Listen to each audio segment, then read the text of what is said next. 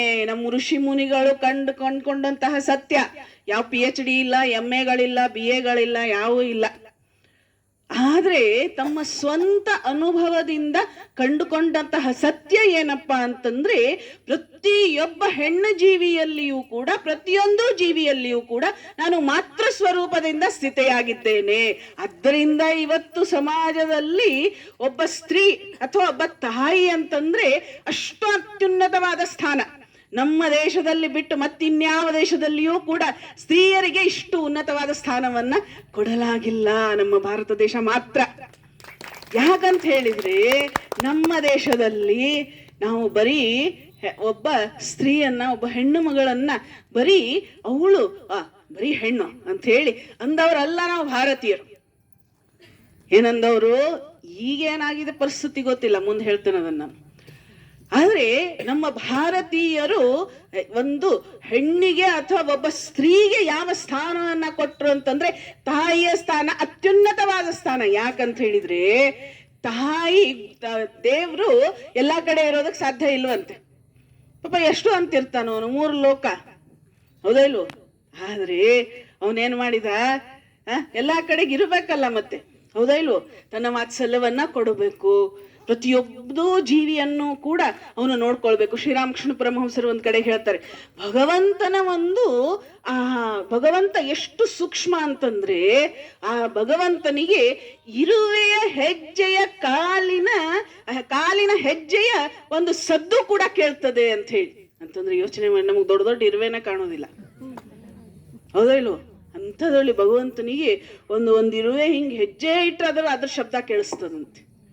ಹೌದು, ಅಲ್ಲಿಂದ ಶುರು ಆಗ್ತದ ಅಲ್ಲಿಂದ ಅವನ ಏನೋ ಪ್ರತಿಯೊಬ್ಬರನ್ನು ನೋಡ್ಕೊಳ್ಳುವಂತಹ ತನ್ನ ಸಂತಾನವನ್ನ ಸಲಹುವಂತಹ ಕಾರ್ಯ ಪ್ರಾರಂಭ ಆಗ್ತದೆ. ಆದ್ದರಿಂದ ಭಗವಂತ ಏನ್ ಮಾಡಿದ, ತಲೆ ಓಡಿಸಿದ ಅವನು, ಹೌದಲ್ವೋ? ಅವನೇನ್ ಮಾಡಿದ, ಗುರು ಮತ್ತು ತಾಯಿಯ ರೂಪದಲ್ಲಿ ಅವನು ಏನ್ ಮಾಡಿದ, ಭೂಮಿಯಲ್ಲಿದ್ದ. ಈ ಇಬ್ರೂ ಕೂಡ ಭಗವಂತನ ಅವತಾರ, ಹೌದಲ್ವೋ? ಅದರಿಂದ ಶ್ರೀಮಾತಿ ಶಾರದಾದೇವಿಯವರು ಆಗ್ಲೇ ಅವ್ರು ಹೇಳಿದ್ರು ಏನು ಅಂತಂದ್ರೆ, ಶ್ರೀರಾಮಕೃಷ್ಣರು ಶ್ರೀಮಾತೆ ಶಾರದಾದೇವಿಯವರನ್ನ ಸಾಕ್ಷಾತ್ ಕಾಳಿ ಅಂತ ಹೇಳಿ ಆರಾಧನೆ ಮಾಡಿದ್ರು. ಇದು ನ ಭೂತೋ ನ ಭವಿಷ್ಯದಲ್ಲೂ ಸಾಧ್ಯ ಇಲ್ಲ. ಯಾಕಂತ ಹೇಳಿದ್ರೆ, ಪತಿ ಪತ್ನಿ ಅನ್ನುವಂತಹ ಬಂಧನದಲ್ಲಿ ತೊಡಗ್ಬಿಟ್ರೆ ಆಮೇಲೆ ಏನಾಗ್ತದೆ, ಆ ಬಂಧನ ಎಲ್ಲಿಗೆ ಅಂತಂದ್ರೆ ಲೌಕಿಕ ಆಸೆಗಳನ್ನ ತೀರಿಸ್ಕೊಳ್ಳೋದ್ರಲ್ಲಿ ಮುಗಿತದೆ, ಮುಂದೆ ಮಕ್ಕಳ ಮದುವೆ ಮಾಡೋದ್ರಲ್ಲಿ ಮುಗಿತದೆ. ಮೊಮ್ಮಕ್ಕಳ ಮದುವೆ ನೋಡಬೇಕು ಅಂತ ಹೇಳಿ ಸಾಯ್ತಾರೆ, ಒಬ್ಬೊಬ್ರು ನೋಡಿ ಸಾಯ್ತಾರೆ, ಅದು ಬೇರೆ ವಿಚಾರ. ಇಲ್ಲಿಗೆ ಇದು ನಿಂತು ಬಿಡುತ್ತದೆ. ಆದ್ರೆ ಶ್ರೀರಾಮಕೃಷ್ಣ ಮತ್ತು ಶ್ರೀಮಾತೆ ಶಾರದಾದೇವಿಯವರ ದಾಂಪತ್ಯ ಜೀವನ ಎಷ್ಟು ಅದ್ಭುತ ಇತ್ತು. ಮತ್ತೆ ಶ್ರೀರಾಮಕೃಷ್ಣರು ಶ್ರೀಮಾತೆ ಶಾರದಾದೇವಿಯವರನ್ನ ಒಂದು ದಿನಾನೂ ಕೂಡ ಬಾಯಿಲೆ ಅಂತ ಕರೆದವರಲ್ಲ. ನೀವು ಬನ್ನಿ, ತಗೊಂಬನ್ನಿ ಅಂತ ಹೇಳಿ. ಒಂದ್ಸರಿ ಶ್ರೀರಾಮಕೃಷ್ಣರು ಕುತ್ಕೊಂಡಿದ್ದಾರೆ, ಊಟ ತಗೊಂಡ್ಬರ್ತಾರೆ. ಶ್ರೀಮಾತೆಯವರು ಊಟ ಬಂದಿದ್ರು. ತಪ್ಪಿ ಶ್ರೀರಾಮಕೃಷ್ಣರು ಯಾರೋ ಬೇರೆಯವರು ಇರಬೇಕು ಅಂತ ಹೇಳಿ ಶ್ರೀರಾಮಕೃಷ್ಣರು ಅಂತ ಹೇಳಿ ಏನು ಮಾತಾಡಿದ್ರು ಅಂತ ಏಕವಚನದಲ್ಲಿ ಮಾತಾಡಿದ್ರು. ಇಷ್ಟು ಬೇಜಾರು ಮಾಡ್ಕೊಂಡು ಶ್ರೀರಾಮಕೃಷ್ಣರು ಅಲ್ಲಿ ನೋಡಿದ್ರು ಶ್ರೀಮಾತೆ ಶಾರದಾದೇವಿಯವರು, ಅಯ್ಯೋ ನಿಮ್ಮನ್ನ ನಾನು ನೀನು ಅಂದ್ ಏಕವಚನದಲ್ಲಿ ಅಂದ್ಬಿಟ್ಟಲ್ಲ, ನಿಮ್ಮನ್ನ ಏಕವಚನದಿಂದ ನಾನು ಕರೆದು ಬಿಟ್ಟೆ ಅಲ್ಲ ಅಂತ ಹೇಳಿ ಎಷ್ಟು ಬೇಜಾರು ಮಾಡ್ಕೊಳ್ತಾರೆ ಶ್ರೀರಾಮಕೃಷ್ಣರು. ಶ್ರೀರಾಮಕೃಷ್ಣರು ಪ್ರತಿಯೊಬ್ಬ ಸ್ತ್ರೀಯಲ್ಲಿಯೂ ಕೂಡ ಭಗವತಿಯನ್ನ ಕಂಡಂತಹ ಒಬ್ಬ ಅತ್ಯದ್ಭುತ ಮಹಾಪುರುಷ, ಅವತಾರ ಪುರುಷ ಶ್ರೀರಾಮಕೃಷ್ಣರು. ಎಲ್ಲಿವರೆಗೂ ಶ್ರೀರಾಮಕೃಷ್ಣರು ಕಾಣ್ತಿದ್ರು ಅಂತಂದ್ರೆ, ಒಂದ್ಸರಿ ಮಥುರಾ ಬಾಬು ಅಂತ ಹೇಳಿ ಬರ್ತಾನೆ. ನೀವೆಲ್ಲ ದಕ್ಷಿಣೇಶ್ವರಕ್ಕೆ ಒಂದ್ಸಲಿ, ಮಾತಾಜಿಯವರು ಒಂದ್ಸರಿ ಯಾತ್ರೆ ಹೋದಾಗ ಹೋಗ್ರಿ ಎಲ್ರು, ಆ ದಕ್ಷಿಣೇಶ್ವರವನ್ನ ನೋಡಬೇಕು.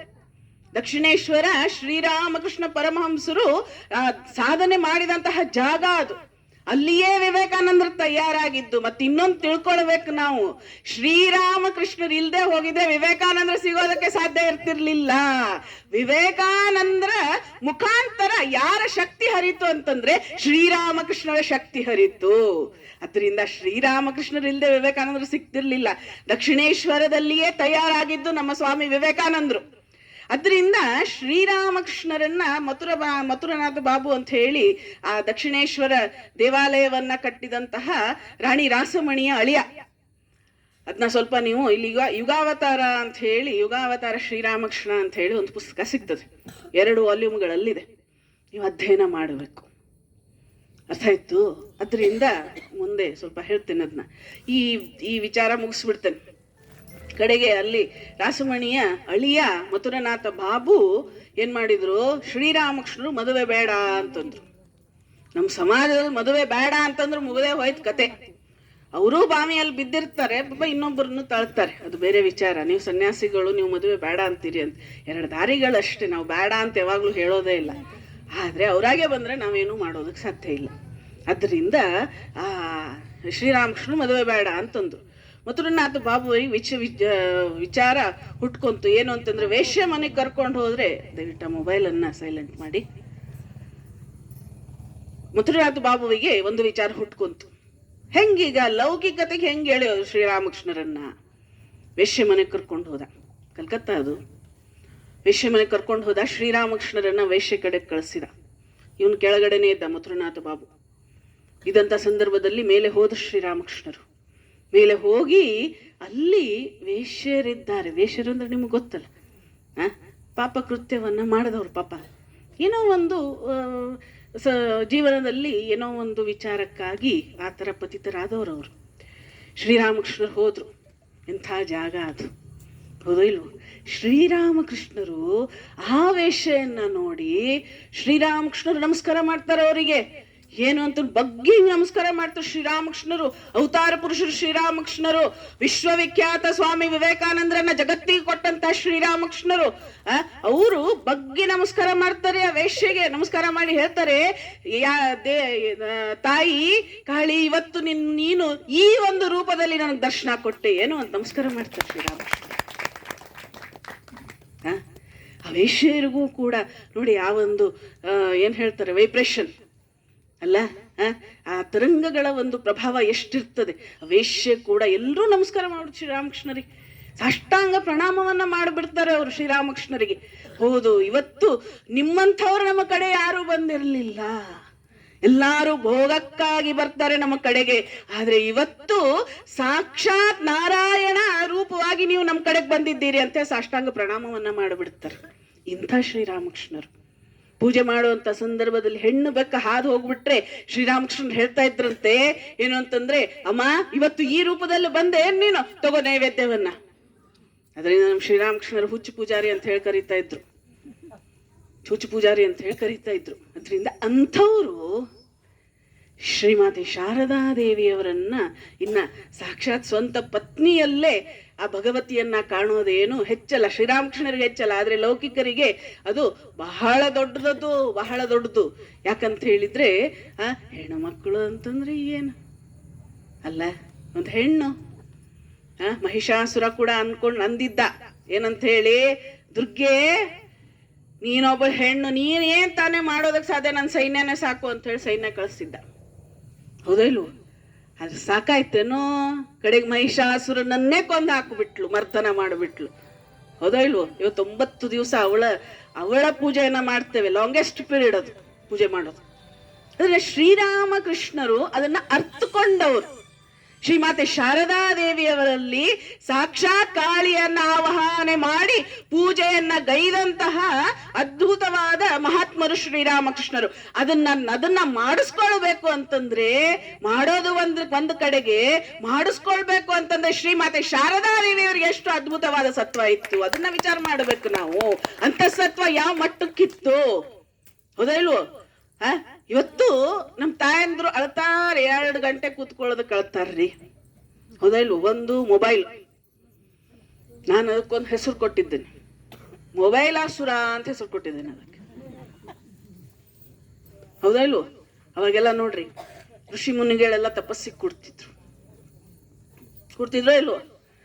ಆ ತಪಸ್ಸಿಗೆ ಕೂತಂತ ಸಂದರ್ಭದಲ್ಲಿ ರಾಕ್ಷಸರೆಲ್ಲ ಏನ್ ಮಾಡ್ತಿದ್ರು, ಅವ್ರಿಗೆ ಕಾಡಿಸ್ತಿದ್ರು, ಅವ್ರ ತಪಸ್ಸನ್ನ ಭಂಗ ಮಾಡಬೇಕು ಅನ್ಕೊಳ್ತಾ ಇದ್ರು.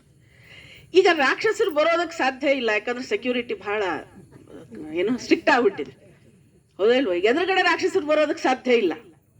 ಇನ್ನ ಶ್ರೀಮತಿ ಶಾರದಾ ದೇವಿ ಅವರ ಅವತಾರ ಆದಂತ ಸಂದರ್ಭದಲ್ಲಿ ನಮ್ಮ ಚಕ್ರಸಾಲಿಯವರು ಕರೆಕ್ಟ್ ಆಗಿ ಹೇಳಿದ್ರು, ಏನು ಅಂತಂದ್ರೆ, ಒಬ್ಬ ವ್ಯಕ್ತಿಯಲ್ಲಿ ಆ ಶ್ರೀಮಾದೇವರು ಪಾಪಿಯನ್ನ ನೋಡ್ಲಿಲ್ಲ, ಪಾಪವನ್ನ ತೆಗೆದು ಹಾಕುವಂಥದ್ದನ್ನ ಮಾಡಿದ್ರು. ಬಹಳ ಅದ್ಭುತವಾದ ಒಂದು ಮಾತು. ಶ್ರೀಮಾತೆಯವ್ರು ಮಾಡಿದ್ದಾರೆ. ಮೊದ್ಲಿಗೆ ದುರ್ಗೆ ಬಂದ್ಲು, ದುರ್ಗೆ ಎದುರುಗಡೆ ಯುದ್ಧ ಮಾಡಿದ್ಲು. ಆಸುರ ಈಸುರ ಎಷ್ಟುಗಳು ಸುರಗಳು ಅವ್ರಿಗೆಲ್ಲ ಯುದ್ಧ ಮಾಡಿದ್ಲು. ಕಡೆಗೆ ಶ್ರೀಮಾತೆ ಶಾರದಾದೇವಿ ಅವರ ಅವತಾರ ಆಯ್ತು. ಆ ಅವತಾರ ಆದಂತ ಸಂದರ್ಭದಲ್ಲಿ ಆ ಒಳಗಡೆ ಇದ್ದಂತ ಕಾಮ, ಕ್ರೋಧ, ಲೋಭ, ಮದ, ಮತ್ಸರ ಅನ್ನುವಂತಹ ಆ ಪಾಪಿಗಳನ್ನ ಮರ್ದನ ಮಾಡೋದಕ್ಕೆ ಶ್ರೀಮಾತೆ ಶಾರದಾದೇವಿಯವರು ಅವತಾರ ಎತ್ತಿದ್ದು, ಒಳಗಡೆ ಇರುವಂತಹ ಪಾಪವನ್ನ. ಹೌದು, ಇನ್ನು ನೆಕ್ಸ್ಟ್ ಏನಾದ್ರೂ ಅವತಾರ ಎತ್ತೋದಾದ್ರೆ ಮೊಬೈಲ್ ಸುರನನ್ನ ನಾಶ ಮಾಡೋದಕ್ಕೆ, ಯಾಕಂದ್ರೆ ಅದು ಯಾವಾಗ್ಲೂ ಕೈಯಲ್ಲೇ ಇರ್ತದೆ. ಹೌದಿಲ್ವ? ನೋಡ್ರಿ, ಕೇಳ್ತಾ ಇರ್ತೇವೆ ಏನಾದ್ರು ಅದ್ಭುತವಾದ ಏನೋ ಒಂದು ವಿಚಾರ ಇದೆ ಅಂತಲ್ಲ ಒಟ್ನಲ್ಲಿ, ಅಥವಾ ಜಪಕ್ಕೆ ಕೂತ್ಕೊಳ್ತೇವೆ, ಧ್ಯಾನಕ್ಕೆ ಕೂತ್ಕೊಳ್ತೇವೆ. ಹೌದು ಇಲ್ವೋ? ಕರೆಕ್ಟ್ ಟೈಮಿಗೆ ಬರ್ತದೆ ಅದು ಅದಕ್ಕೆ ಹೆಂಗ್ ಗೊತ್ತಾಗ್ತದೆಯೋ ಏನು ಅಲ್ಲ. ಒಂದು ಸಲ ರಿಂಗ್ ಆಗ್ಬಿಟ್ರಿ ಅದು ಎಲ್ಲಾದ್ರೂ ಇರಲಿ ಮನೆಯಲ್ಲಿ ಕಿವಿಗೆ ಬೀಳ್ತದೆಯೋ ಇಲ್ವೋ? ನಾವು ಎಷ್ಟೇ ಕಷ್ಟಪಟ್ಟು ನೀವು ಕೂತ್ಕೊಳ್ರಿ ಆದ್ರೂ ಅದೇನಾಗ್ಬಿಡ್ತದೆ, ಕಿವಿಗೆ ಬೀಳ್ತದೆ. ಹೌದಾ ಇಲ್ವೋ? ಕಿವಿಗೆ ಬಿದ್ದ ತಕ್ಷಣ ಏನ್ ಅನ್ನಿಸ್ತದ ಮನಸ್ಸು? ಓ, ಯಾರ್ದಿರ್ಬೇಕೋ ಏನೋ, ಹೆಣ್ಮಕ್ಳದಾದ್ರೆ ತವ್ರ ಮನಿದಿರ್ಬೇಕೋ ಏನೋ, ಅಣ್ಣಂದಿರ್ಬೇಕೋ ಏನೋ, ತಮ್ಮಂದಿರ್ಬೇಕು, ಎಷ್ಟೊಂದು ವಿಚಾರಗಳು. ಹೌದಾ ಇಲ್ವೋ? ಅದರಿಂದ ಒಂದು ವಿಚಾರ ಹೇಳೋದು ಏನಪ್ಪ ಅಂತಂದ್ರೆ, ಕಾರ್ಯಕ್ರಮಕ್ಕೆ ಬರುವಾಗ ಆ ಮೊಬೈಲ್ ಸುರನನ್ನ ಒಂದಿಷ್ಟು ಸೈಲೆಂಟ್ ಮಾಡಿಬಿಟ್ರಿ. ಹೌದು, ಆಫ್ ಮಾಡಬೇಡ್ರಿ, ಸೈಲೆಂಟ್ ಮಾಡ್ರಿ. ಮತ್ತು ಮಾತಾಜಿಯವ್ರು ಹೇಳಿದ್ರು ಆಫ್ ಮಾಡಿದ್ವಿ, ಯಾವುದೋ ಇಂಪಾರ್ಟೆಂಟ್ ಕಾಲ್ ತಪ್ಪು ಹೋಯ್ತು ಅನ್ಬೇಡ್ರಿ, ಸೈಲೆಂಟ್ ಮಾಡ್ರಿ. ಅರ್ಥ ಆಯ್ತು? ಯಾಕಂತ ಹೇಳಿದ್ರೆ ಮನುಷ್ಯನ ಮನಸ್ಸು ಮುಖ್ಯ. ಇವತ್ತು ಎಲ್ಲ ಇದೆ ಮನುಷ್ಯನಿಗೆ, ಸಮಾಜದಲ್ಲಿ ಯಾವುದಕ್ಕೂ ಕೊರತೆ ಇಲ್ಲ ರೀ. ಇವತ್ತು ಯಾವುದಕ್ಕೂ ಕೊರತೆ ಇಲ್ಲ. ದುಡ್ಡಿಗೆ ಕೊರತೆ ಇಲ್ಲ, ಆಸ್ತಿ ಕೊರತೆ ಇಲ್ಲ, ಆಳು ಕಾಳುಗಳನ್ನು ಇಟ್ಕೊಳ್ಳೋದಕ್ಕೆ ಕೊರತೆ ಇಲ್ಲ. ಕಾರ್ಗಳಿದೆ, ಸಾಕಷ್ಟು ಆಸ್ತಿ ಇದೆ, ಸಾಕಷ್ಟು ದುಡಿತಾರೆ, ಲಕ್ಷಗಟ್ಟಲೆ ದುಡಿತಾರೆ ಜನ. ಆದ್ರೆ ಒಂದಿಲ್ಲ ಇವತ್ತು, ಯಾವುದು? ತೃಪ್ತಿ ಇಲ್ಲ, ಆನಂದ ಇಲ್ಲ, ಸಂತೋಷ ಇಲ್ಲ, ಪ್ರಾಮಾಣಿಕತೆ ಇಲ್ಲ. ಇದು 5-4 ಬಿಟ್ಟು ಎಲ್ಲ ಇದೆ ಇವತ್ತು. ಹೌದಾ ಇಲ್ವೋ? ಆದ್ರೆ ಶ್ರೀಮಾತೆ ಶಾರದಾದೇವಿಯವರ ಜೀವನದಲ್ಲಿ ನಾವು ಇದನ್ನೆಲ್ಲ ಕಾಣ್ತೇವೆ. ಆಸ್ತಿ ಇಲ್ಲ ಅವರಿಗೆ, ದುಡ್ಡಿಲ್ಲ, ಕಾಸಿಲ್ಲ. ಹೌದು, ಏನಪ್ಪ, ಶ್ರೀರಾಮಕೃಷ್ಣ ಪರಮಹಂಸರು ಪತ್ನಿಯಾಗಿ ಶ್ರೀಮಾತೆ ಶಾರದಾದೇವಿಯವರನ್ನ ಅಲ್ಲಿ ವಿವಾಹ ಮಾಡ್ಕೊಂಡ್ರು, ಮದುವೆ ಮಾಡ್ಕೊಂಡು ಬಂದ್ರು. 5 ವರ್ಷದವ್ರು ಇರುವಾಗ ಎತ್ಕೊಂಡು ಬಂದ್ರು ಶ್ರೀಮಾತೆ ಶಾರದಾದೇವಿಯವರನ್ನ. ಭಾಳ ಚೆನ್ನಾಗಿದೆ, ಶ್ರೀ ಶಾರದಾದೇವಿ ಜೀವನಗಂಗಾ ಅಂತೇಳಿ ಪುಸ್ತಕ ಇದೆ. ಎಲ್ಲರೂ ಓದಬೇಕು, ಅದನ್ನ ಎಲ್ಲರೂ ಓದಬೇಕು. ಚಿಕ್ಕ ಪುಟಾಣಿ 5 ವರ್ಷದ ಶಾರದೆ. ನಮ್ಮ ಚೆನ್ನೈ ಆಶ್ರಮದವರು ಅದನ್ನ ಮಕ್ಕಳಿಗಾಗಿ ಒಂದು ವಿಡಿಯೋ ಮಾಡಿದ್ರು. ಎಷ್ಟು ಸುಂದರ ಆ ಶಾರದೆ. ಅವಳನ್ನ ಎತ್ತುಕೊಂಡು ಬರ್ತಾರೆ, 5 ವರ್ಷದ ಮಗು ಎತ್ಕೊಂಡು ಬರ್ತಾರೆ. ಅಲ್ಲಿಂದ ಹಿಡಿದು ಶ್ರೀಮಾತೆ ಶಾರದಾದೇವಿಯವರು ಶ್ರೀರಾಮಕೃಷ್ಣರ ಧರ್ಮಪತ್ನಿ ಅಂತ ಹೇಳಿ ನಾವು ನೋಡ್ದು ಯಾವುದೇ ಲೌಕಿಕ ಸಂಬಂಧ ಇರಲಿಲ್ಲ ಅವರಲ್ಲಿ. ಹಾಗೆ ಶ್ರೀರಾಮಕೃಷ್ಣರ ಯಾಕೆ ಮದುವೆ ಮಾಡ್ಕೋಬೇಕಾಗಿತ್ತು? ಪ್ರಶ್ನೆ ಬರ್ತದೆ. 16 ಜನ ಘಟಾನುಘಟಿ ಸನ್ಯಾಸಿ ಶಿಷ್ಯರು ಶ್ರೀರಾಮಕೃಷ್ಣರಿಗೆ. 16 ಜನ. ನಮಗ್ ಗೊತ್ತಿದ್ದವ್ರು ಒಬ್ರು ವಿವೇಕಾನಂದರು ಅಂತವ್ರು ಇನ್ನೂ 15 ಜನ ಇದ್ದಾರೆ. ಓದ್ಬೇಕು ಅವ್ರ ಜೀವನವನ್ನ. ಓದಿದ್ರೆ ಸನ್ಯಾಸಿಗಳಾದ್ರೆ ಖಂಡಿತ ಆಗೋದಿಲ್ಲ, ಮದುವೆ ಆದ್ಮೇಲೆ ಸನ್ಯಾಸ ತಗೊಳ್ಳೋದಿಲ್ಲ ನಾವು. ಅದರಿಂದ 15 ಜನ ಅಂತಂದ್ರೆ ಟೋಟಲ್ 16 ಜನ ಶಿಷ್ಯರು ಶ್ರೀರಾಮಕೃಷ್ಣರು ಆ ಗರಡಿಯಲ್ಲಿ ಬೆಳೆದಿದ್ದು. ಹಾಗೆ ಶ್ರೀರಾಮಕೃಷ್ಣರು ಯಾಕೆ ಮದುವೆ ಆದ್ರು? ಹೌದಾ ಇಲ್ವೋ? ಅದಕ್ಕೆ ಶ್ರೀ ಶಾರದಾದೇವಿ ಜೀವನಗಂಗದಲ್ಲಿ ಪುರುಷೋತ್ತಮಾನಂದಿಯವರು ಎಕ್ಸ್ಪ್ಲನೇಷನ್ ಕೊಡ್ತಾರೆ. ಶ್ರೀರಾಮಕೃಷ್ಣರು ಏನಾದ್ರೂ ಮದುವೆ ಆಗದೆ ಹೋಗಿದ್ರೆ, ನೀವೆಲ್ಲ ಮದುವೆ ಮಾಡ್ಕೊಂಡವ್ರು ಅಂತಿದ್ರಂತೆ. ಏನಂತ ಹೇಳಿ, ಆ ಶ್ರೀರಾಮಕೃಷ್ಣರಿಗೆ ಏನ್ ಗೊತ್ತು ನಮ್ಗೋಳು, ಸಂಸಾರದಲ್ಲಿ ಎಷ್ಟು ಗೋಳು ಇರ್ತದ ಅಂತ ಅವ್ರಿಗೇನ್ ಗೊತ್ತ್ರಿ? ಆರಾಮಾಗಿ ಸನ್ಯಾಸ ತಗೊಂಡು ಇದ್ದು ಬಿಟ್ಟಿದಾರೆ ನಮಗಂತಾರಲ್ಲ ಹಂಗೆ. ಹೌದಾ ಇಲ್ವೋ? ಅದರಿಂದ ಶ್ರೀರಾಮಕೃಷ್ಣರು ಮದುವೆ ಆಗಿದ್ದು. ಶ್ರೀರಾಮಕೃಷ್ಣರು ಮದುವೆ ಆದ್ರೂ ಕೂಡ ಭಗವಂತನನ್ನ ಪಡ್ಕೊಳ್ಬಹುದು. ಎಂಥ ಸತಿ ಶ್ರೀಮಾತೆ ಶಾರದಾದೇವಿಯವರು, ಅವರು ಏನ್ ಕಮ್ಮಿ ಏನ್ರಿ? ಶ್ರೀಮಾತೆಯವರು ಹೇಳ್ತಾರೆ, ಶ್ರೀರಾಮಕೃಷ್ಣರು ಒಂದ್ಸರಿ ಕೇಳ್ತಾರೆ, ನೀನು ನನ್ನ ಧರ್ಮ ಪತ್ನಿ, ಬೇಕಿದ್ರೆ ನನ್ನನ್ನ ನೀನು ಸಂಸಾರ ಜೀವನಕ್ಕೆ ಎಳಿಬಹುದು ಅಂತ ಹೇಳ್ತಾರೆ ಶ್ರೀರಾಮಕೃಷ್ಣರು. ಶ್ರೀಮಾತೆ ಶಾರದಾದೇವಿಯವರು ಹೇಳ್ತಾರೆ, ನಾನು ಯಾಕೆ ಆತರ ಮಾಡ್ಲಿ? ನಾನು ನಿಮ್ಮ ಧರ್ಮ ಕಾರ್ಯದಲ್ಲಿ ಸಹಧರ್ಮಿಣಿ ಆಗೋದಕ್ಕೆ ಬಂದವಳು, ಅದರಿಂದ ನಾನು ಆತರ ಮಾಡೋದಕ್ಕೆ ಸಾಧ್ಯ ಇಲ್ಲ ಅಂತ ಹೇಳ್ತಾಳೆ ಶ್ರೀಮಾತೆ ಶಾರದಾದೇವಿಯವರು. ಎಂಥ ಮಾತಿದು, ಎಂಥ ಮಾತು. ಇನ್ನೊಂದು ಸಂದರ್ಭ, ಏನು ಅಂತಂದ್ರೆ ಶ್ರೀಮಾತೆ ಶಾರದಾದೇವಿಯವರು ಶ್ರೀರಾಮಕೃಷ್ಣರ ಪಾದವನ್ನ ಒತ್ತುತ್ತಾ ಇದ್ದಾರೆ. ಶ್ರೀಮಾತೆಯವರು ಪರೀಕ್ಷೆ ಮಾಡ್ತಾರೆ. ಏನು ಅಂತಂದ್ರೆ ಶ್ರೀರಾಮಕೃಷ್ಣರಿಗೆ ಕೇಳ್ತಾರೆ, ಇನ್ನು ಯೌವನ ಇಬ್ಬರಿಗೂ. ಶ್ರೀರಾಮಕೃಷ್ಣರಿಗೆ ಕೇಳ್ತಾರೆ ಶ್ರೀಮಾತೆಯವರು, ನಾನು ಹೇಗೆ ಅನ್ನಿಸ್ತೇನೆ ನಿಮಗೆ, ಯಾವ ರೀತಿಯಾಗಿ ನಾನು ನಿಮಗೆ ಕಾಣ್ತಾ ಇದ್ದೇನೆ? ಶ್ರೀರಾಮಕೃಷ್ಣರು ಏನು ಕಡಿಮೆ ಅಲ್ಲ. ಅವ್ರು ಹೇಳ್ತಾರೆ, ನಹಬತ್ ಖಾನ್ನಲ್ಲಿರುವಂತಹ ಅಂತಂದ್ರೆ ಅಡಿಗೆ ಮನೆಯಲ್ಲಿರುವಂತಹ ನನ್ನ ತಾಯಿ ಎಲ್ಲಿ ದೇವಸ್ಥಾನದಲ್ಲಿ ಪೂಜೆಗೊಳ್ತಾ ಇರುವಂತಹ ಆ ಕಾಳಿ ಮತ್ತು ನೀನು 3 ಜನ ಒಂದೇ ಅನ್ನಿಸ್ತೀರಿ ನನಗೆ ಅಂತ ಹೇಳ್ತಾರೆ ಶ್ರೀರಾಮಕೃಷ್ಣ. ಎಂಥ ಭಾವ ರೀ ಅದು, ಎಂಥ ಭಾವ.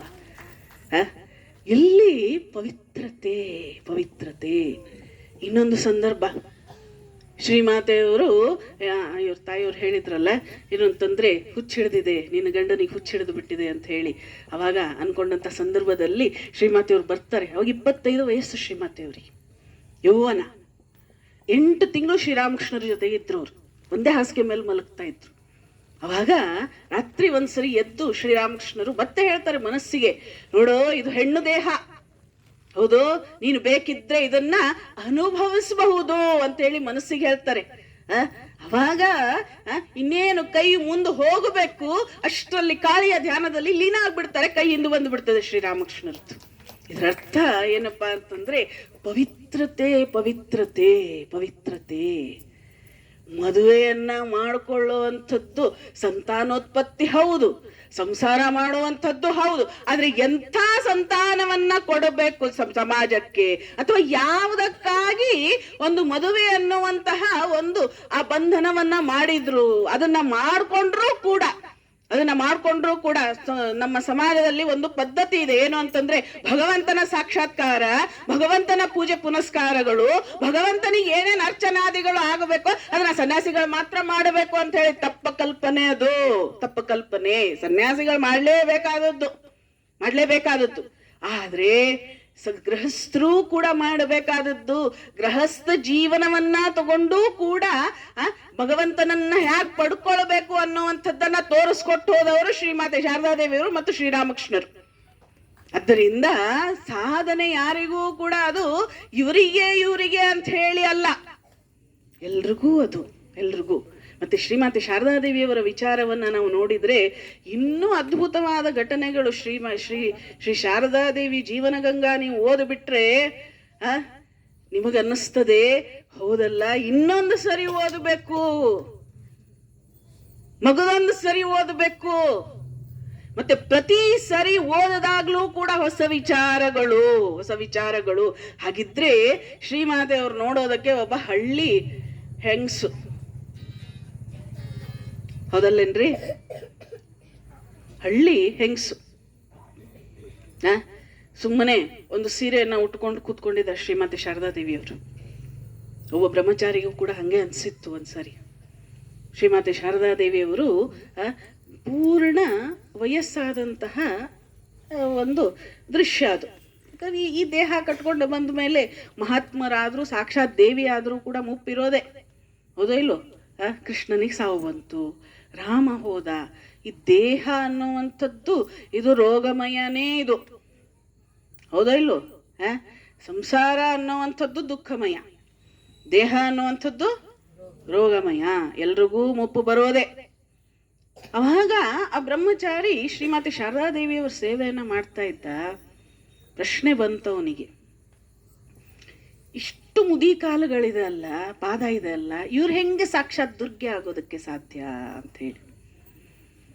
ಆಗ ಆ ವಿಚಾರ ಬಂತೋ ಇಲ್ವೋ ಆ ಬ್ರಹ್ಮಚಾರಿಗೆ, ಅಲ್ಲಿ ಸ್ವಲ್ಪ ಈ ಕಡೆ ಗಮನ ಕೊಡಬೇಕು. ಯಾಕಂತ ಹೇಳಿದ್ರೆ ಈ ಜಯಂತಿಗಳನ್ನ ಯಾಕೆ ಮಾಡಬೇಕಾಗ್ತದೆ ಅಂತಂದ್ರೆ, ಸುಮ್ಮನೆ ಜಯಂತಿ ಮಾಡಿದ್ವಿ, ಆರತಿ ಮಾಡಿದ್ವಿ, ಎಲ್ಲ ಬಂದ್ವಿ, ಸೇರಿದ್ವಿ, ಹೋದ್ವಿ ಅಲ್ಲ. ನಾವು ಒಂದು ವಿಚಾರವನ್ನ ತಿಳ್ಕೊಳ್ಬೇಕು. ಮಹಾತ್ಮರು ಸುಮ್ಮನೆ ತಮ್ಮ ಜೀವನವನ್ನ ಸವಿಸಲಿಲ್ಲ. ಶ್ರೀಮಾತೆ ಶಾರದಾದೇವಿಯವರು ಪಟ್ಟಂತಹ ಕಷ್ಟ ಬಹುಶಃ ಇಡೀ ಜಗತ್ತಿನಲ್ಲಿ ಯಾವ ತಾಯಿಯೂ ಕೂಡ ಪಟ್ಟಿಲ್ಲ. ಸಾಕ್ಷಾತ್ ದುರ್ಗೆ, ಹೌದು, ಸಾಕ್ಷಾತ್ ದುರ್ಗೆ. ಆ ಬ್ರಹ್ಮಚಾರಿಗೂ ಕೂಡ ಅದು ಅನುಭವ ಆಯ್ತು. ಏನಪ್ಪಾ ಅಂತಂದ್ರೆ ಕಾಲನ್ನ ಒತ್ತಾ ಇದ್ದಾನೆ. ಅವನಿಗನ್ನಿಸ್ತು ಈ ಈ ಈ ಕಾಲ್ ನೋಡಿದ್ರೆ ಎಲ್ಲ ಸುಕ್ಕುಗಟ್ಟಿ ಬಿಟ್ಟಿದೆ, ಇವ್ರು ಹೆಂಗೆ ಸಾಕ್ಷಾತ್ ದುರ್ಗೆ ಆಗೋದಕ್ಕೆ ಸಾಧ್ಯ ಇದೆ ಅಂತ ಹೇಳಿ. ಆಗ ಏನ್ ಕಂಡುತ್ತವನಿಗೆ ಸಾಕ್ಷಾತ್ ಲಕ್ಷ್ಮಿಯ ಪಾದಗಳು ಕಂಡುತ್ತವನಿಗೆ.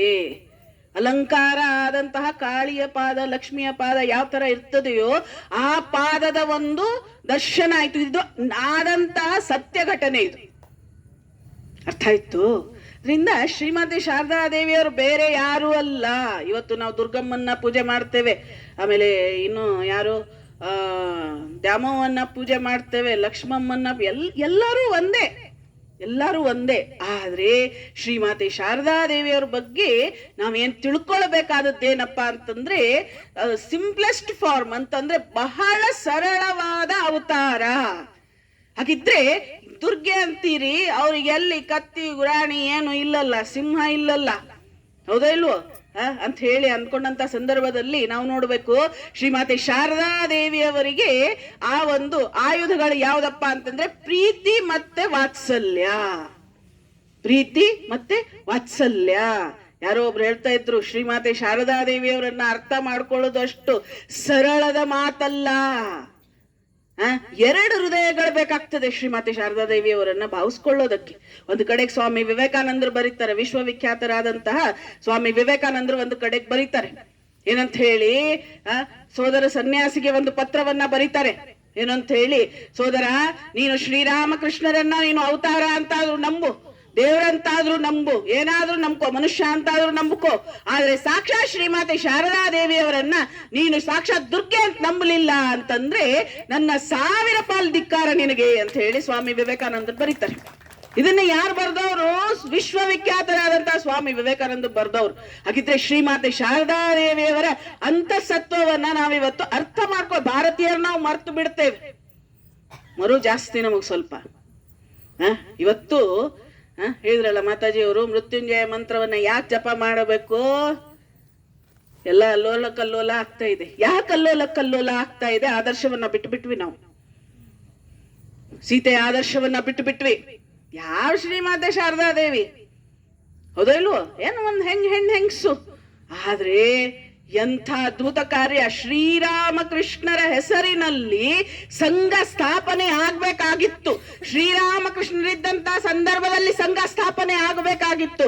ಆದ್ರೆ ಶ್ರೀರಾಮಕೃಷ್ಣರ ದೇಹತ್ಯಾಗ ಆದ ಮೇಲೆ ಶ್ರೀಮಾತೆ ಶಾರದಾ ದೇವಿಯವರ ನೇತೃತ್ವದಲ್ಲಿ ರಾಮಕೃಷ್ಣ ಮಹಾಸಂಘ ಸ್ಥಾಪನೆ ಆಗಿತ್ತು. ಸಂಘ ಜನನಿ ಅಂತ ಹೇಳಿ ಕರಿತೇವೆ ಶ್ರೀಮಾತೆ ಶಾರದಾ ದೇವಿಯವರನ್ನ. ಇವತ್ತು ಇಡೀ ಜಗತ್ತಿನಾದ್ಯಂತ ಸನ್ಯಾಸಿಗಳು, ರಾಮಕೃಷ್ಣ ಮಠ ಮತ್ತು ಮಿಷನಿನ ಸನ್ಯಾಸಿಗಳು, ಸನ್ಯಾಸಿನಿಯರು ತಮ್ಮ ಕಾರ್ಯವನ್ನ ಮಾಡ್ತಾ ಇದ್ದಾರೆ. ಆತ್ಮನೋ ಮೋಕ್ಷಾರ್ಥಂ ಜಗದ್ಧಿತಾಯ ಚ ಅಂತಂದ್ರೆ ಆತ್ಮದ ಜೊತೆಗೆ, ಆತ್ಮದ ಮೋಕ್ಷದ ಜೊತೆಗೆ ಜಗತ್ತಿನ ಹಿತವನ್ನು ಕೂಡ ನೀನ್ ಮಾಡು ಅನ್ನುವಂತ ಧ್ಯೇಯವನ್ನ ಕೊಟ್ಟಂತಹ ವೀರ ಸನ್ಯಾಸಿ ಸ್ವಾಮಿ ವಿವೇಕಾನಂದರು. ಅವರು ಚಿಕಾಗೋ ಉಪನ್ಯಾಸ ನಿಮಗೆ ಗೊತ್ತಿದೆ. ಎಷ್ಟು ಜನ ಓದಿದ್ದೀರಿ ಚಿಕಾಗೋ ಉಪನ್ಯಾಸವನ್ನ? ಯಾರು ಓದಿದ್ದೀರಿ? ಕೈ ಎತ್ರಿ ನೋಡೋಣ.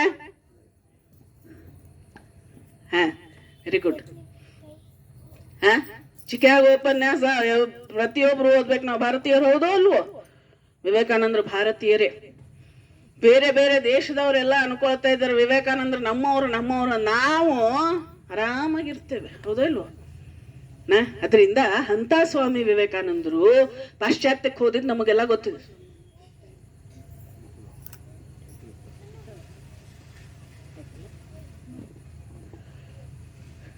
ಅಂತ ಸ್ವಾಮಿ ವಿವೇಕಾನಂದರು ಚಿಕಾಗೋ ಹೋಗೋ ಸಂದರ್ಭದಲ್ಲಿ ಅವರಿಗೊಂದು ಅಳಕು ಹುಟ್ಟುತ್ತದೆ.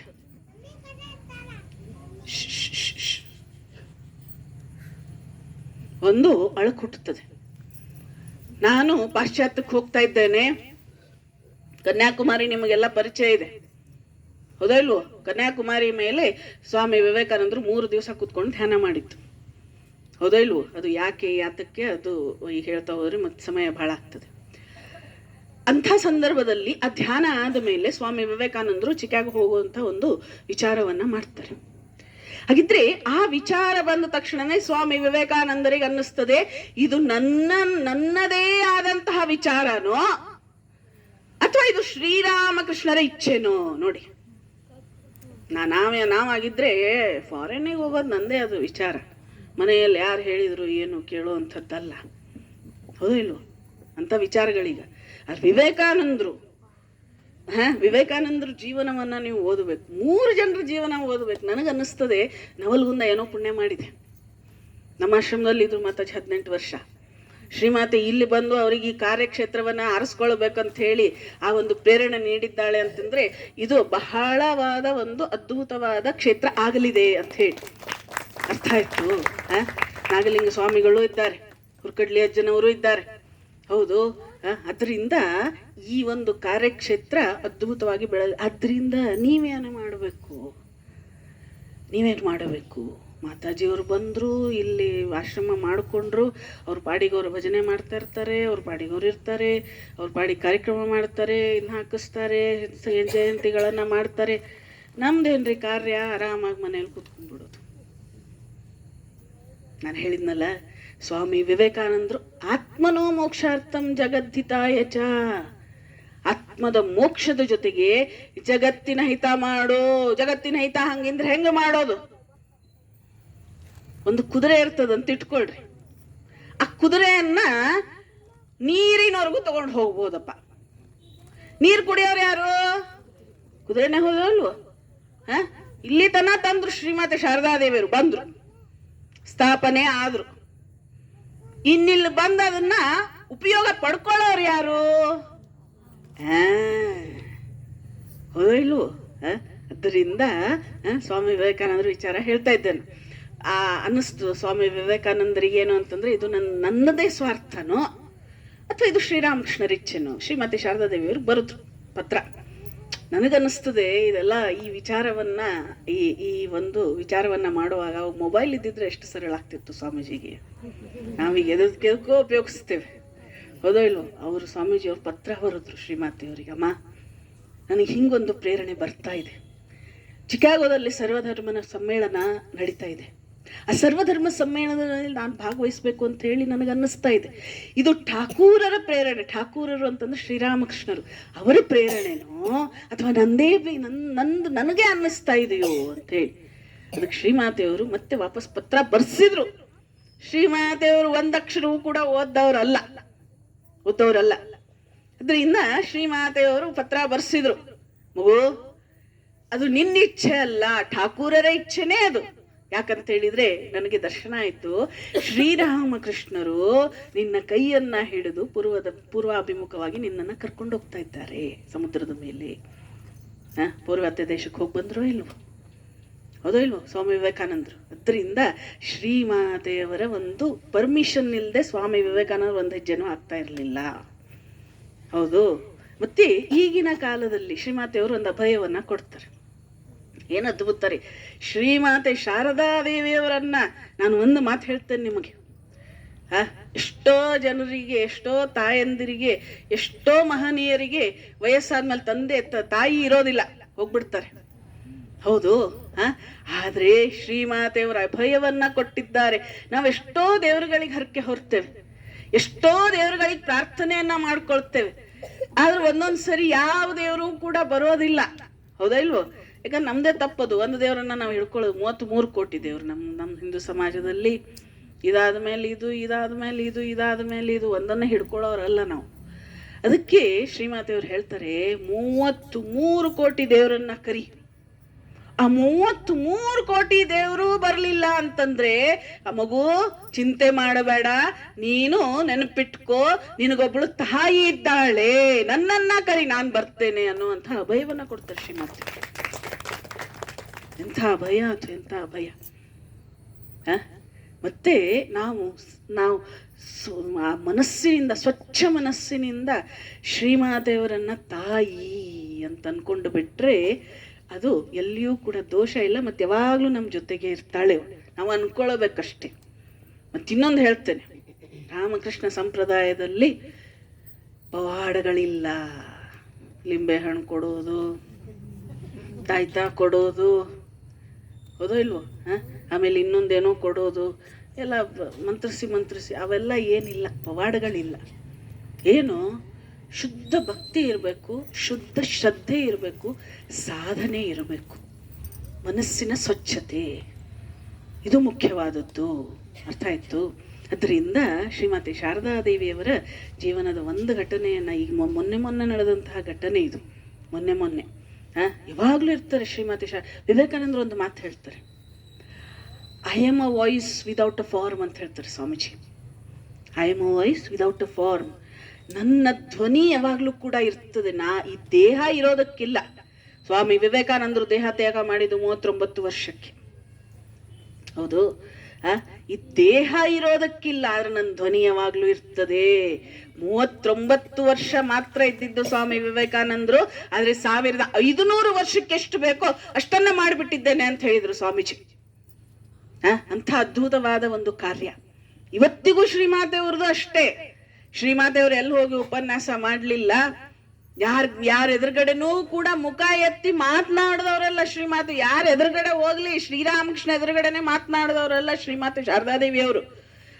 ಶ್ರೀಮಾತೆಯವರು ಹೇಳ್ತಾರೆ, ಒಬ್ರು ಕೇಳ್ತಾರೆ, ನಿಮ್ಮನ್ನ ಏನ್ ಜಪ ಮಾಡಬೇಕು, ನಿಮ್ಮನ್ನ ಜಪ ಮಾಡಬೇಕು ಅಂತಂದ್ರೆ ಏನಂತ ಹೇಳಿ ಜಪ ಮಾಡಬೇಕು, ಮಂತ್ರ ದೀಕ್ಷೆಯನ್ನ ಕೊಡ್ತಾ ಇರ್ತಾರೆ ಶ್ರೀಮಾತೆ ಶಾರದಾದೇವಿಯವರು ಸುಮಾರು ಜನಕ್ಕೆ. ಹಾಗಿದ್ರೆ ಆ ಮಂತ್ರ ದೀಕ್ಷೆಯನ್ನ ಕೊಡುವಾಗ ಒಬ್ರು ಕೇಳ್ತಾರೆ, ನನಗೆ ಆ ದೇವ್ರು ಈ ದೇವ್ರು ಬೇಡಮ್ಮ, ನಿಮ್ಮನ್ನೇ ಕುರಿತು ನಾನು ಜಪ ಮಾಡಬೇಕು ಅಂತ ಹೇಳುವಾಗ ಶ್ರೀಮಾತೆಯವ್ರು ಹೇಳ್ತಾರೆ, ಎಂಥ ಸರಳ ಮಂತ್ರ ರೀ ಶ್ರೀಮಾತೆಯವ್ರದ್ದು. ಶ್ರೀಮಾತೆಯವ್ರು ಹೇಳ್ತಾರೆ, ಅಮ್ಮ ಅಮ್ಮ ಅಂತ ಹೇಳಿ ಜಪ ಮಾಡು, ಅಥವಾ ರಾಧೆ ರಾಧೆ ಅಂತ ಹೇಳಿ ಜಪ ಮಾಡು ಅಂತ ಹೇಳ್ತಾರೆ ಶ್ರೀಮಾತೆಯವರು. ಅಮ್ಮ ಹೇಳಿದ್ರಲ್ಲ, ಹಾಡು ಹೇಳಿದ್ರಲ್ಲ, ಆ ತಾಯಿಯ ಮಡಿಲಲ್ಲಿ ಒಂದು ಮಗು ಏನು ಸುಖವನ್ನ ಪಡಿತದೆ ಅಲ್ಲ. ಶ್ರೀಮಾತೆ ಶಾರದಾದೇವಿಯವರ ಒಂದು ಭಾವಚಿತ್ರದ ಎದುರುಗಡೆ ಕೂತ್ಕೊಂಡು ಯಾರು ಕಣ್ಣೀರು ಹಾಕಿ ತಮ್ಮ ದುಃಖವನ್ನ ಸಂಕಟವನ್ನ ಹೇಳ್ಕೊಳ್ತಾರೋ, ಆ ಮಗು ಆ ತಾಯಿಯ ಮಡಿಲಲ್ಲಿ ಏನು ಸುಖವನ್ನ ಪಡ್ಕೊಳ್ತದೆಯೋ ಅದೇ ಸುಖವನ್ನ ಇವ್ರು ಪಡ್ಕೊಳ್ತಾರೆ. ಸುಮಾರು ಜನ ಹೇಳಿದ್ದಾನ, ನಾನು ಕೇಳಿದ್ದೇನೆ. ಇವಂಗ ಓದೋದಕ್ ಬರ್ತದೆಯೋ ಬಿಡ್ತದೆಯೋ ಬಿಡ್ರಿ, ಇಲ್ರಿ ನಾವು ಏನು ಓದ್ಲಿಲ್ಲ ಬೇಡ, ಮನಸ್ಸು ಶಾಂತ ಆಗಿದೆಯಾ, ತೃಪ್ತಿ ಇಲ್ವಾ, ಸುಮ್ಮನೆ ಬಂದು ಕೂತ್ಕೊಳ್ರಿ ಶ್ರೀಮಾತೆ ಎದುರುಗಡೆ. ಶ್ರೀಮಾತೆಯವರೇ ಹೇಳ್ತಾರೆ, ನನ್ನ ಭಾವಚಿತ್ರದ ಎದುರುಗಡೆ ಕೂತ್ಕೊಂಡ್ಬಿಡು, ಕಣ್ಣೀರು ಹಾಕು. ಯಾರ್ಯಾರ್ದೋ ಮುಂದೆ ಅಳ್ತೇವೆ ನಾವು ನಮ್ಮ ದುಃಖವನ್ನ ಹೇಳ್ಕೊಂಡು, ಅಯ್ಯೋ ಅದಾತ್ರಿ ಇದಾತ್ರಿ, ಸಂಸಾರದಲ್ಲಿ ಬಹಳ ಕಷ್ಟ ಇದೆ ರೀ, ಸೊಸೆದ ಕಷ್ಟ ಏನೆಲ್ಲ ಇರ್ತದೆ ನೋಡ್ರಿ, ಮತ್ತದನ್ನ ಹೇಳೋದ್ರಲ್ಲಿ ಅರ್ಥ ಇಲ್ಲ. ಹೌದಾ ಇಲ್ವೋ? ಯಾರ್ಯಾರ್ದೋ ಮುಂದೆ ಕಣ್ಣೀರು ಹಾಕ್ತೇವೆ, ಆ ಕಣ್ಣೀರು ಹಾಕಿದ್ದು ಅವ್ರು ಇನ್ನೊಬ್ರು ಮುಂದೆ ಹೋಗಿ ಹೇಳ್ತಾರೆ, ಅವ್ರು ಇನ್ನೊಬ್ರು ಮುಂದೆ ಹೋಗಿ ಹೇಳ್ತಾರೆ. ಹೌದಾ ಇಲ್ವೋ? ಇದೇ ಆಗ್ತಿದೆಯೋ ಇಲ್ವೋ? ಆದ್ರೆ ಶ್ರೀಮಾತೆಯವ್ರ ಎದುರುಗಡೆ ಬಂದು ಕೂತ್ಕೊಂಡು ನಿಮಗೆ ಏನು ಕಷ್ಟ ಇದೆಯೋ ಹೇಳ್ಕೊಳ್ರಿ, ತಾಯಿ ಎದುರುಗಡೆ ಹೇಳ್ಕೊಂಡಂಗೆ ಎಷ್ಟು ಆರಾಮ ಅನ್ನಿಸ್ತದೆ ಮನಸ್ಸಿಗೆ. ಮತ್ತು ಕ್ಷಣಾರ್ಧದಲ್ಲಿ ಪರಿಹಾರ ಆಗ್ತದೆ. ಈಗಲೂ ಕೂಡ ಶ್ರೀಮಾತೆಯವರಿದ್ದಾರೆ. ನಮ್ಮ ಹುಬ್ಬಳ್ಳಿ ಆಶ್ರಮ ಪ್ರಾರಂಭ ಆಗಿದ್ದು ಒಂದು ಬಾಡಿಗೆ ಮನೆಯಲ್ಲಿ, ಹಿಂಗೆ ಒಂದು ಬಾಡಿಗೆ ಮನೆ. ಇವತ್ತು ಅದು ಉತ್ತರ ಕರ್ನಾಟಕದಲ್ಲಿಯೇ ಬಹುಶಃ ಶ್ರೀಮಾತೆ ಶಾರದಾದೇವಿಯವರ ಕಳಶಾರೋಹಣ ಆಗಿದ ಮೊದಲನೇ ಆಶ್ರಮ ಅದು. ನಮ್ದು ಹೇಳ್ಕೊಳ್ಬೇಕು ಅಂತಲ್ಲ, ದಯವಿಟ್ಟು ತಪ್ಪು ತಿಳ್ಕೊಳ್ಬೇಡ್ರಿ. ಆದರೆ ಶ್ರೀಮಾತೆಯ ಶಕ್ತಿ ಇಲ್ಲಿಯೂ ಆ ಕಾರ್ಯ ಆಗ್ತದೆ. ಯಾವಾಗ ಆಗ್ತದೆ? ನೀವೆಲ್ಲ ಕೈಗೂಡಿಸಿದಾಗ ಆಗ್ತದೆ. ಅರ್ಥ ಆಯ್ತು? ಮತ್ತೆ ಇನ್ನೊಂದು ವಿಶೇಷತೆ ಏನಪ್ಪಾ ಅಂತಂದ್ರೆ, ಇದು ಶ್ರೀಮತಿ ಶಾರದಾದೇವಿಯವರ ಹೆಸರಲ್ಲಿರುವಂತಹ ಆಶ್ರಮ. ನಮ್ಮ ವಾರ್ಷಿಕೋತ್ಸವವನ್ನ ಹೆಚ್ಚು ಕಡಿಮೆ ನಮ್ಮ ಆಶ್ರಮದ ತಾಯಂದ್ರೆ ನೆಗಿಸ್ಬಿಡ್ತಾರೆ. ಎಲ್ಲ ತಾಯಂದ್ರೆ ಮಾಡಿ ಹಾಕ್ಬಿಡ್ತಾರೆ. ಒಂದು ವಾರ್ಷಿಕೋತ್ಸವ ಈ ದಿನಾಂಕಿಗೆ ಅಂತ ಹೇಳಿಬಿಟ್ರೆ ಮುಗೀತು ನಮ್ದು. ಅವರೇ ಎಲ್ಲ ಜವಾಬ್ದಾರಿ ತಗೊಂಡು ಮಾಡಾಕ್ಬಿಡ್ತಾರೆ. ಇಲ್ಲಿಯೂ ಹಂಗಾಗಬೇಕು. ಯಾಕಾಗಬೇಕು ಅಂತಂದ್ರೆ, ಶ್ರೀಮಾತೆಯವರು ಬಂದು ನಿಂತು ಮಾಡೋದಕ್ಕೆ ಸಾಧ್ಯ ಇಲ್ಲ. ಶ್ರೀಮಾತೆಯವರು ವ್ಯಕ್ತ ಆಗೋದು ನಿಮ್ಮೆಲ್ಲರ ಮೂಲಕ. ಅರ್ಥ ಆಯ್ತು?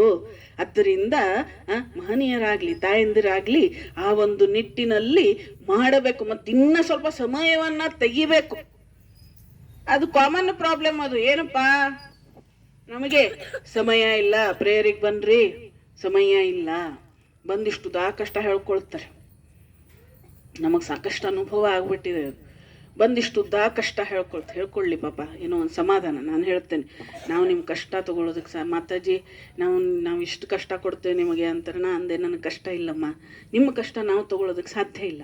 ಆದರೆ ನಮಗೆ ಕೇಳಿ ಒಂದು ಸೇವೆ ಮಾಡುವಂಥ ಒಂದು ಅವಕಾಶ ನಿಮಗೆ ಹೇಳ್ಕೊಂಡ್ರೆ ಸಮಾಧಾನ ಆಗ್ತದೆ. ಹೌದೋ ಇಲ್ವೋ? ಹೇಳ್ಕೊಳ್ರಿ, ಬೇಡ ಅನ್ನೋದಿಲ್ಲ.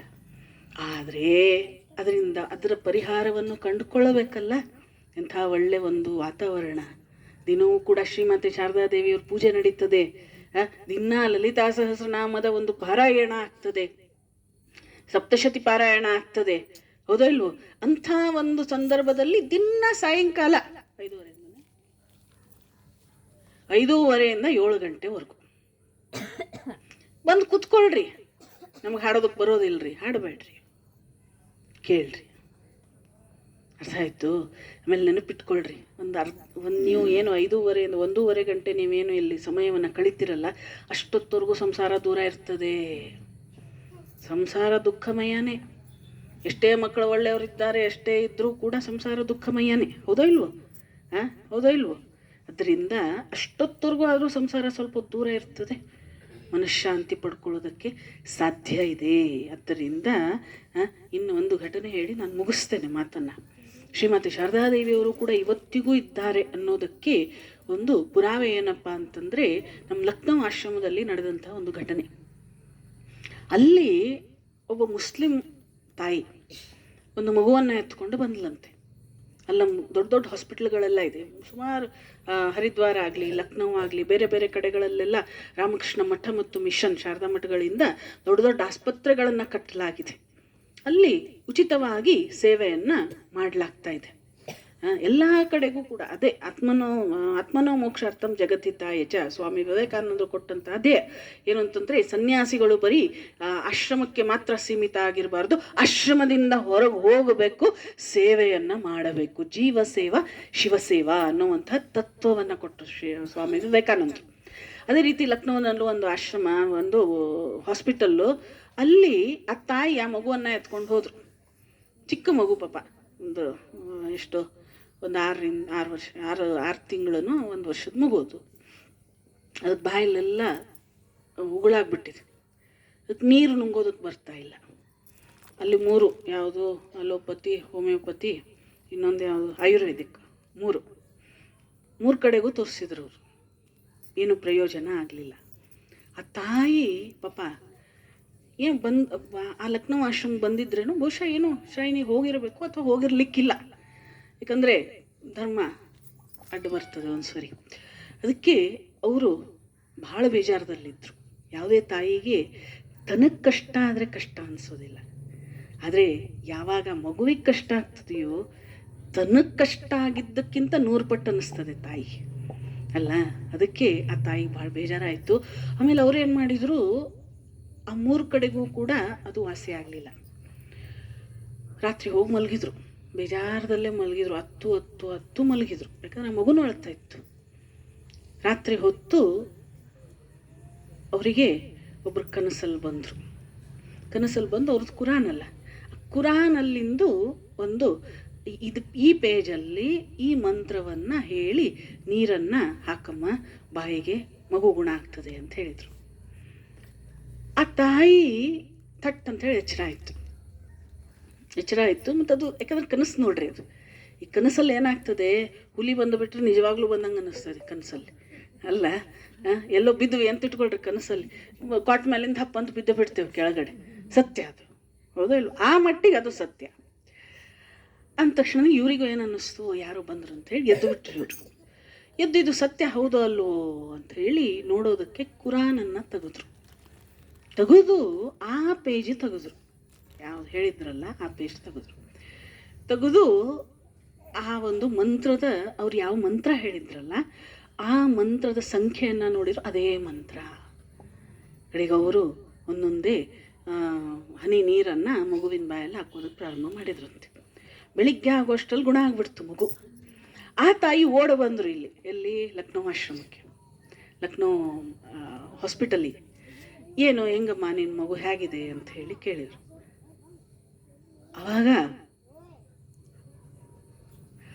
ಆವಾಗ ಆ ತಾಯಿ ಹೇಳಿದ್ರಂತೆ, ಈ ಗುಣ ಆಗಿದೆ. ಹೇಗೆ ಗುಣ ಆಯಿತು? ಒಬ್ರು ಯಾರೋ ಕನಸಲ್ಲಿ ಬಂದರು, ಹಿಂಗೆ ಹೇಳಿದ್ರು, ನನಗೆ ಮಾಡಿದೆ. ಹೇಗಿದ್ರು ಅವರು? ಬಿಳಿ ಸೀರೆ ಉಟ್ಕೊಂಡಿದ್ರು, ಕೂದಲ ಬಿಟ್ಕೊಂಡಿದ್ರು, ಕಪ್ಪು ಕೂದಲು, ಬಿಳಿ ಸೀರೆ. ಅವ್ರು ಹೇಳಿದರು, ಡಾಕ್ಟರ್ಸ್ ಅಲ್ಲ ಅವರು, ಆಶ್ರಮದ ಒಂದು ಸಂಪರ್ಕದಲ್ಲಿರೋರು. ಬಿಳಿ ಸೀರೆ ಕಪ್ಪು ಕೂದಲು ಅಂತ ಹೇಳಿದ ತಕ್ಷಣವೇ ಈ ಫೋಟೋ ತೋರಿಸಿದ್ರು, ಇವರೇ ಏನು ಅಂತೇಳಿ. ಅವಳಂದ್ಲು, ಹೌದು ಇವರೇ ಅಂಥೇಳಿ. ಆ ಮಗು ಗುಣ ಆಗ್ಬಿಡ್ತು. ಇದರ ಅರ್ಥ ಏನಪ್ಪ ಅಂತಂದರೆ, ಈಗೂ ಶ್ರೀಮಾತೆಯವರಿದ್ದಾರೆ, ಈಗೂ ಶ್ರೀಮಾತೆಯವರಿದ್ದಾರೆ. ಅದರಿಂದ ನಾವು ನಂಬಬೇಕಷ್ಟೆ, ನಂಬಬೇಕು. ಮತ್ತು ಆ ಶಕ್ತಿ ಅದು ಅದ್ಭುತವಾದದ್ದು, ಸುಮ್ಮನೆ ಅಲ್ಲ, ಅದ್ಭುತವಾದದ್ದು. ಅದರಿಂದ ಇಲ್ಲಿ ಶ್ರೀಮಾತೆಯವರು ಬಂದು ನೆಲೆಸಿದ್ದಾರೆ ನವಲಗುಂದದಲ್ಲಿ. ಚೆನ್ನಾಗಿ ಉಪಯೋಗ ತಗೊಳ್ಬೇಕು, ಚೆನ್ನಾಗಿ ಉಪಯೋಗ. ಈ ಬೆಂಗಳೂರಲ್ಲಿ ಬಸವನಗುಡಿಯಲ್ಲಿ ಆಶ್ರಮ ಇದೆ. ಅಲ್ಲಿ ಶ್ರೀಮತಿ ಶಾರದಾದೇವರು ಸಾಕ್ಷಾತ್ ಬಂದು ಕೂತ್ಕೊಂಡು ಜಪ ಮಾಡಿದಂಥ ಸ್ಥಾನ ಅದು. ಆ ಸ್ಥಾನದಲ್ಲಿ ಹೋಗಿ ಕೂತ್ಕೊಂಡು ನೀವು ಜಪ ಧ್ಯಾನಗಳನ್ನು ಅಥವಾ ಪ್ರಾರ್ಥನೆಯನ್ನು, ಬೇಡಪ್ಪ ನಮಗೆ ಜಪ ಧ್ಯಾನ ಮಾಡೋದಕ್ಕಾಗೋದಿಲ್ಲ, ಒಬ್ಬೊಬ್ರಿಗೆ ಆಗೋದಿಲ್ಲ, ಆ ಆಸಕ್ತಿ ಇರೋದಿಲ್ಲ, ಹೌದಾ ಇಲ್ವೋ, ಏನು ಬೇಡ, ಮಗು ತಾಯಿಯ ಸೆರಗನ್ನು ಹಿಡಿದು ಹತ್ತದೆಯೋ ಇಲ್ವೋ ಏನಾದರೂ ಬೇಕಾದರೆ, ಹಾಗೆ ಶ್ರೀಮಾತೆ ಪಾದವನ್ನು ಗಟ್ಟಿಯಾಗಿ ಹಿಡ್ಕೊಂಡು ಹತ್ತು ಬಿಟ್ಟರೆ ಆಯಿತು. ನಮ್ಮ ಮನಸ್ಸಿನಲ್ಲಿ ಏನಿದೆ ಒಳಗೆ ಗೊತ್ತಾಗ್ಬಿಡ್ತದೆ. ಅದರಿಂದ ಮಾನಿಯರೇ ಹಾಗೂ ತಾಯಂದಿರೇ, ಒಂದು ಅದ್ಭುತವಾದ ಒಂದು ಕ್ರಾಂತಿ ಆಗಿದೆ ನವಲಗುಂದದಲ್ಲಿ. ಅಂಥ ಶ್ರೀಮಾತೆ ಶಾರದಾದೇವಿಯವರೇ ಬಂದು ನೆಲೆಸಿಬಿಟ್ಟಿದ್ದಾರೆ. ಹೌದು, ಅದರಿಂದ ಒಂದು ಸುವರ್ಣಾವಕಾಶ ನಿಮಗೆ. ಇನ್ನು ಜೀವನದಲ್ಲಿ ನಿಮ್ಮ ಬಂಗಾರ ಸಿಗ್ಬೋದು, ಬೆಳ್ಳಿ ಸಿಗ್ಬೋದು, ದುಡ್ಡು ಸಿಗ್ಬೋದು, ಇನ್ನೂ ಏನೇನೋ ಸಿಗ್ಬೋದು. ಆದರೆ ಮಹಾತ್ಮರ ಒಂದು ಆ ಸಂಘ ಸಿಗ್ತದೇನೋ, ಸಿಗೋದಿಲ್ಲ. ಸತ್ಸಂಗ ಸಿಗೋದು ಭಾಳ ದುರ್ಲಭ. ಸತ್ಸಂಗ ಸಿಕ್ಕರೂ ಕೂಡ ಅದನ್ನು ಸವಿಯುವಂಥ ಮನಸ್ಸು ಬರೋದು ಇನ್ನೂ ದುರ್ಲಭ, ಹೌದೋ ಇಲ್ವೋ? ಆದ್ದರಿಂದ ಇನ್ನು ಮೇಲೆ ಇವತ್ತಿಂದ ನೀವೆಲ್ಲ ಅಂದ್ಕೊಳ್ರಿ, ಏನು ಅಂತಂದರೆ, ದಿನ ಆದಷ್ಟು ಪ್ರಯತ್ನ ಮಾಡಿ ನಾನು ಬರ್ತೇನೆ ಪ್ರಾರ್ಥನೆಗೆ, ಹೌದೋ ಇಲ್ವೋ? ಅದ್ರ ಪಾಡಿಗೆ ಮತ್ತು ಇನ್ನೊಂದು ಇರ್ತದೆ, ನಾವು ಬರಲಿಲ್ಲ ಅಂದ್ರೆ ಆಶ್ರಮ ನಡೆಯೋದಿಲ್ಲನ್ರಿ. ನಡೆಯೋದಿಲ್ಲ ಅಂತಿಲ್ಲವೇ ಇಲ್ಲ,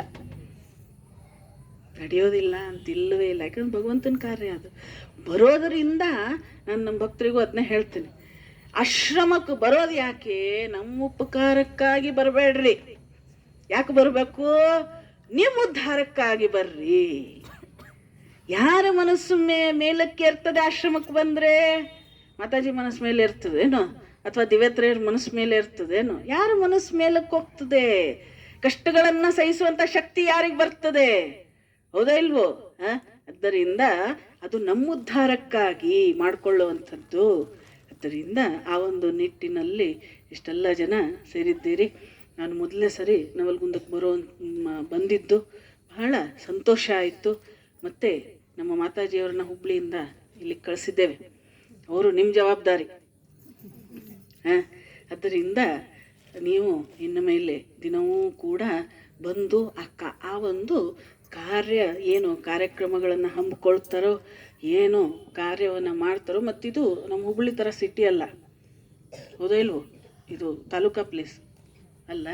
ಇಲ್ಲಿ ಇನ್ನೂ ಶ್ರದ್ಧೆ ಹೆಚ್ಚಿರ್ತದೆ.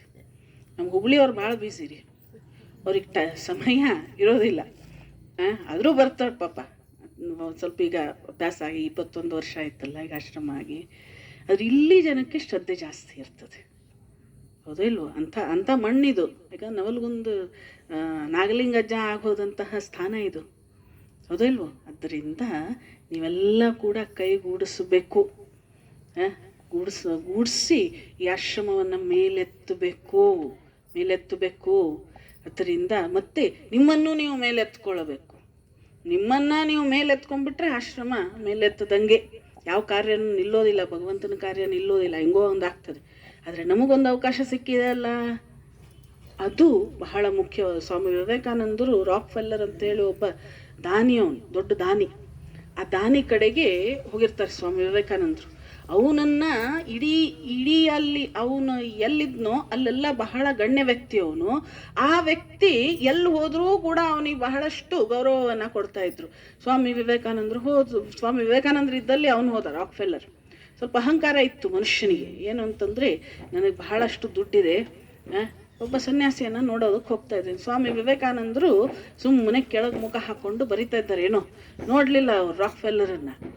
ನೋಡದೇ ಇರೋವಂಥ ಸಂದರ್ಭದಲ್ಲಿ ಕಡೆಗೆ ರಾಕ್ ಫೆಲ್ಲರು ಸಿಟ್ಟು ಬಂದುಬಿಡುತ್ತೆ ಅವನಿಗೆ. ಯಾಕಂದರೆ ಹೋದ ತಕ್ಷಣ ಬನ್ನಿ ಕೂತ್ಕೊಳ್ಳಿ ಅಂತ ಹೇಳ್ತಾ ಇದ್ರಲ್ಲ. ಆದರೆ ಸ್ವಾಮಿ ವಿವೇಕಾನಂದರು ಏನು ಮಾತಾಡಲಿಲ್ಲ.